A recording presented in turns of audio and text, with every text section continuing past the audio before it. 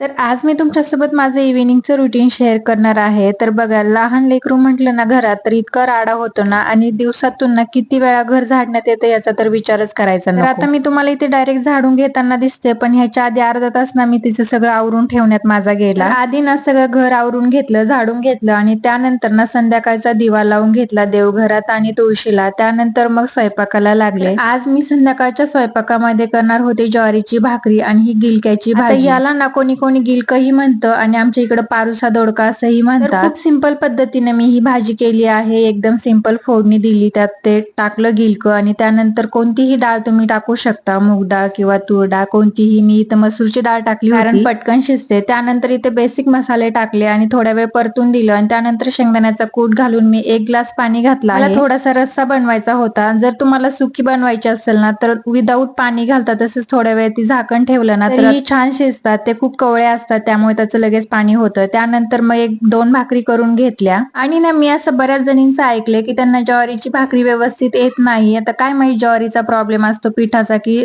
बनवण्याचा, पण मला तर छान येते आणि फुगतीही खूप छान माझी. आणि तोपर्यंत इथे आपली भाजी ही शिजून झाली होती. त्यानंतर छान असं जेवण करून घेतलं, आणि भांडी होती ती पण पटकन घासून घेतले कारण नंतर खूप कंटाळा येतो. आणि मला तर ना रात्री असं किचन आवरलेलं बघितलं ना तर एवढी छान झोप लागते ना. त्यानंतर मग लगेच दही लावून घेतलं, कारण आजकाल एवढं ऊन आहे त्यामुळे दही तर लागतच. तर असं होतं माझं संध्याकाळचं 5:30 ते 9:30चं रुटीन. तर भेटूया मग अशाच एका नवीन व्हिडिओ मध्ये. तोपर्यंत बाय.